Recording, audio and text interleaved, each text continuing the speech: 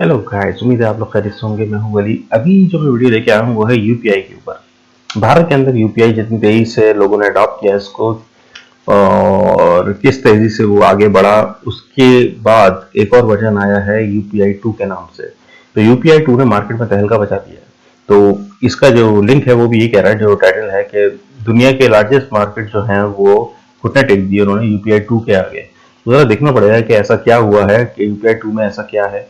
और चलो पहले इसको देखते हैं। नॉलेज टीवी का वीडियो है, आपको डिस्क्रिप्शन में मिल जाएगा। और उसके बाद इसके ऊपर थोड़ा सा तजिया करते हैं। जैसे ही भारत ने लॉन्च किया यूपीआई वर्जन 2.0, दुनिया के बड़े बड़े बाजारों ने टेक दिए भारत के सामने घुटने।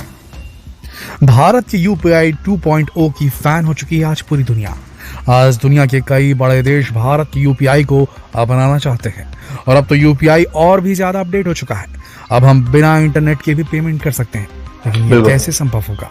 अगर आपके दिमाग में भी सवाल खलबली मचा रहा है तो आज का वीडियो आप ही के लिए है।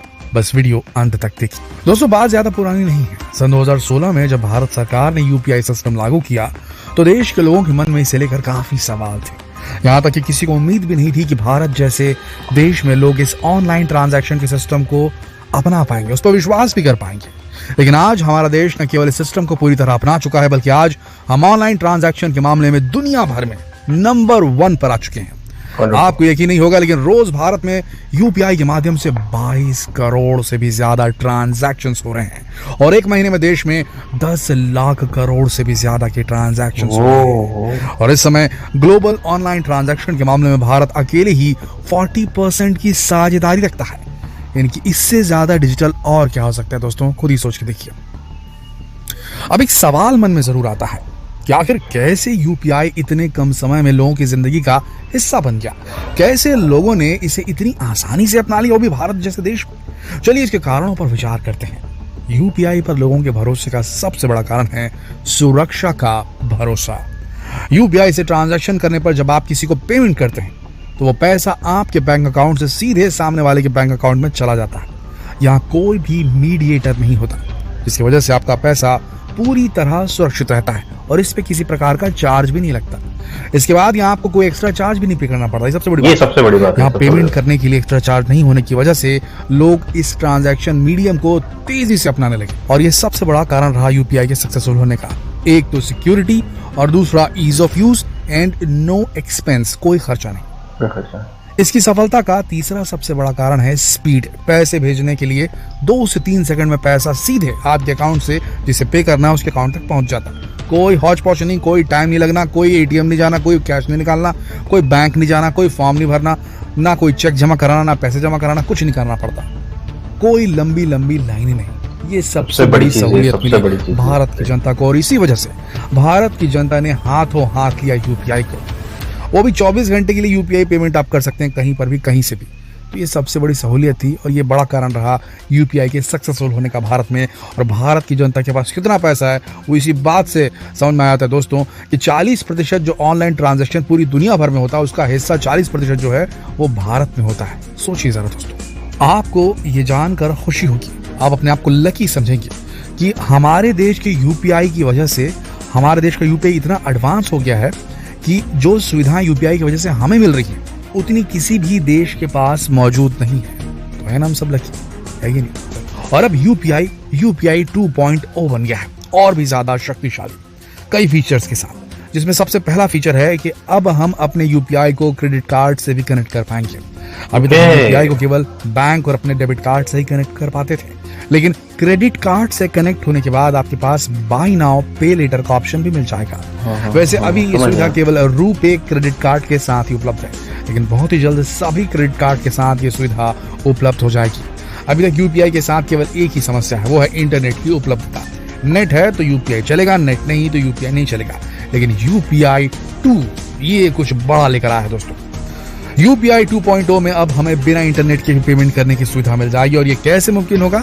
चलिए आपके इस सवाल का जवाब भी दिए देते हैं। असल में आपके पेटीएम या फोन पे वॉलेट की तरह होगा। जैसे हम अपने पेटीएम वॉलेट में कुछ पैसे रख लेते हैं, जिससे बैंक से डायरेक्ट पेमेंट करने की जगह वॉलेट से पेमेंट होता है, जो कि ज्यादा फास्ट होता है। फिलहाल हम इससे 200 रुपए तक का पेमेंट कर सकते हैं और इस वॉलेट में 2000 रुपए तक डिपॉजिट किए जा सकते हैं। इसका सबसे ज्यादा फायदा गांवों में मिलेगा जहां अक्सर इंटरनेट सिग्नल वीक रहते हैं। हालांकि रोजाना लेन देन को लेकर कोई लिमिट नहीं है। एक बार 2000 रुपए यूज कर लेने के बाद आप उसी दिन जितनी बार जरूरत पड़े उतनी बार 2000 रुपए ऐड कर सकते हैं। इसके बाद जो अगला फीचर है उसके आने के बाद यूपीआई का इस्तेमाल और भी आसान हो जाएगा और ग्रामीण लोग भी आसानी से बिना इंटरनेट के इस्तेमाल कर पाएंगे। यहाँ तक कि जिन लोगों के पास कीपैड वाला फोन है वो भी इसका इस्तेमाल कर पाएंगे, क्योंकि आज भी भारत के लगभग 40 करोड़ लोगों के पास स्मार्टफोन नहीं है। दोस्तों, इस नए पेमेंट सिस्टम को 123 पे नाम दिया गया है। इस सिस्टम में आपको 4 ऑप्शन मिलेंगे। जिसमें से एक ऑप्शन है कॉल करो, जिसमें आप केवल एक कॉल देकर पेमेंट कर सकते हैं। ISM, आपको यूपीआई के नंबर पर कॉल करना होगा और कॉल करने के बाद आपकी डिटेल्स बतानी होगी और बस आपका पेमेंट हो जाएगा। ये सुविधा उन लोगों के लिए भी काफी फायदेमंद होगी जो कि ज्यादा पढ़ लिख नहीं पाते। और इस नई टेक्नोलॉजी में जो 5वां फीचर है वो भी कमाल का है और इसे 2022 में ही लॉन्च कर दिया गया है और शायद आप में से कई लोग इसका लाभ भी ले रहे होंगे। ये फीचर है ऑटो पे का। असल में हमें हर महीने कुछ बिल जैसे mobile bill, electricity bill, subscription amount पे करना पड़ता है और इन सभी पेमेंट के लिए ऑटो पे सिस्टम काफी अच्छा साबित होता है। नहीं तो ड्यू डेट निकल जाने के बाद में ये सारी जितनी सर्विसेज रहती हैं वो एक्स्ट्रा पैसा चार्ज कर देती हैं। अगर हमसे मिस हो गया तो एक्स्ट्रा पैसा बेमतलब हमारे ऊपर लोड पड़ता है। तो इसीलिए अगर आप ये ऑटो पे का सिस्टम अगर ऑन कर देंगे अपने यूपीआई के माध्यम में, जो भी सिस्टम आप यूज करते हैं, यूपीआई में जो भी आप यूज करते हैं, तो उससे होगा ये कि समय पे आपका पेमेंट हो जाएगा और आपको कोई ड्यू डेट के बाद का पेमेंट करके जो एक्स्ट्रा पैसा देना पड़ता है वो नहीं देना पड़ेगा। ये बहुत जबरदस्त चीज है।